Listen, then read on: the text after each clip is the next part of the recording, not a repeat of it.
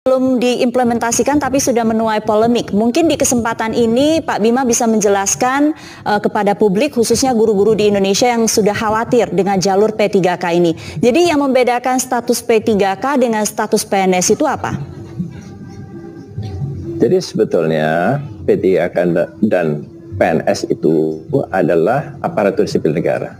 Mereka adalah orang-orang yang bekerja di pemerintahan. Mereka bukan honorer, gitu ya. Kalau honorer ini kan tidak begitu aturan kepegawaiannya. Mereka adalah aparatur sipil negara. Mereka memiliki kedudukan, tugas dan kewajiban yang setara untuk mengerjakan tugas-tugas pelayanan publik.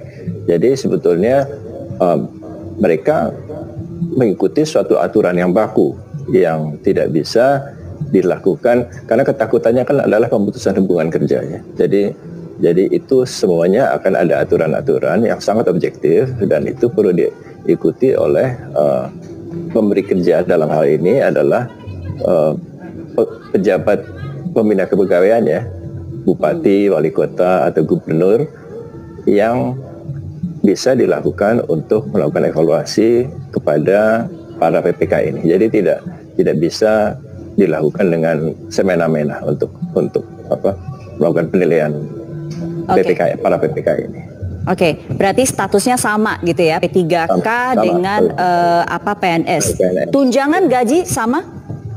Sama semua. Berdasarkan peraturan Presiden nomor 98 tahun 2020 tentang gaji dan tunjangan PPK, ini mereka diberikan hak-hak yang sama untuk kelas jabatan yang sama dengan PNS. Jadi kalau guru pertama itu gaji dan tunjangannya sama persis dengan guru pertama PNS yang sekarang ini menjadi PNS. Jadi tidak ada perbedaan sama sekali. Semua tunjangan. Bagaimana dengan pensiun, Pak Bima?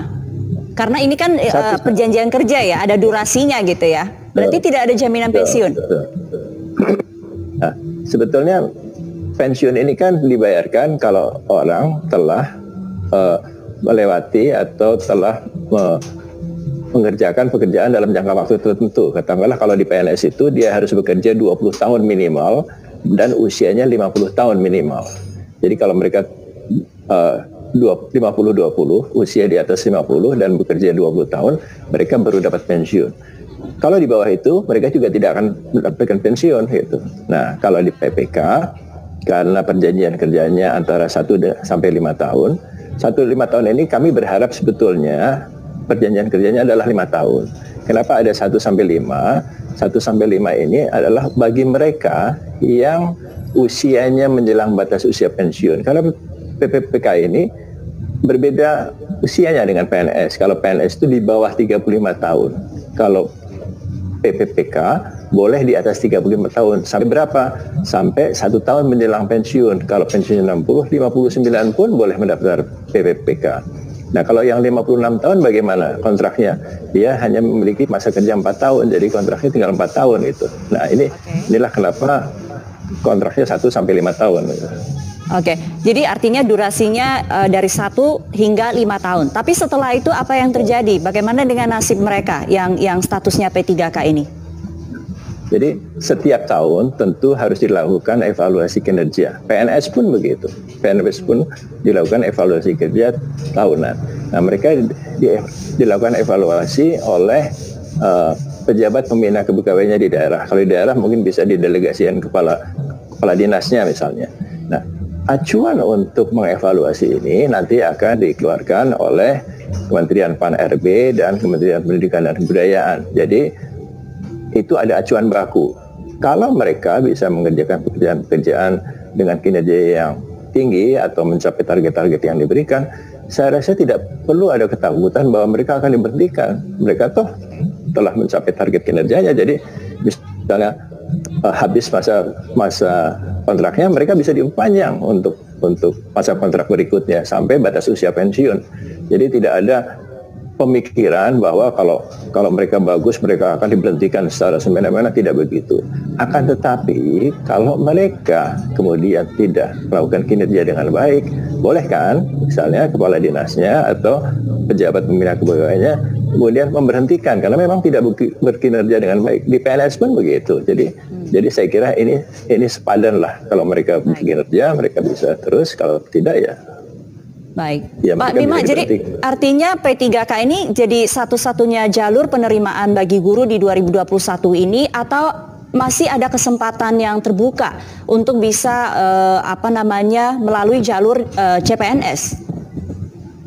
Jadi untuk tahun 2021 ini konsentrasi untuk guru adalah 1 juta orang PPPK. Nah, 1 juta orang ini jumlah yang besar sekali. Rekor kami di BKN dalam rekrutmen itu 200.000 setahun. Ini 1 juta, 5 kali lipat dari yang biasa kami lakukan. Dan saya kira ini bukan cuma rekor Indonesia, ini rekor dunia. Tidak pernah ada penerimaan 1 juta guru di dunia ini.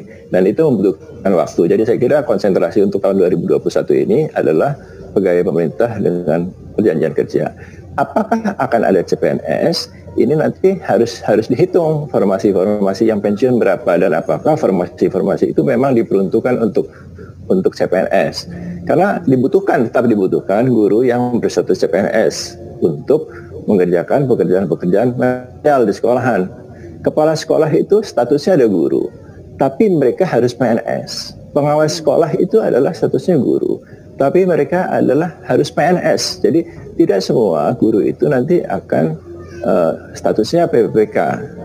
Namun demikian, yang PNS ini jumlahnya tidak banyak, dia terbatas. Akan lebih banyak guru yang berstatus PPPK. Jadi tetap akan ada, tapi mungkin tidak dibuka pada tahun 2021 ini karena kebutuhan untuk rekrutmen pada tahun 2021 ini adalah pada guru untuk pegawai pemerintah dengan perjanjian kerja sebanyak 1 juta orang. Baik.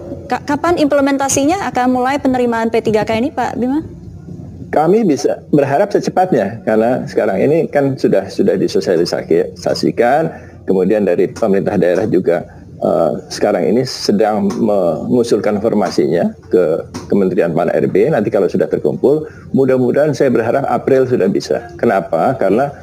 Karena ini akan bertubrukan nanti kalau tidak cepat-cepat dengan proses penerimaan CPNS untuk formasi 2021. Jadi saya harap April, mudah-mudahan kita sudah bisa lebih cepat lebih baik, lebih cepat. Tapi kami berharap ini April paling lambat kita sudah bisa lakukan untuk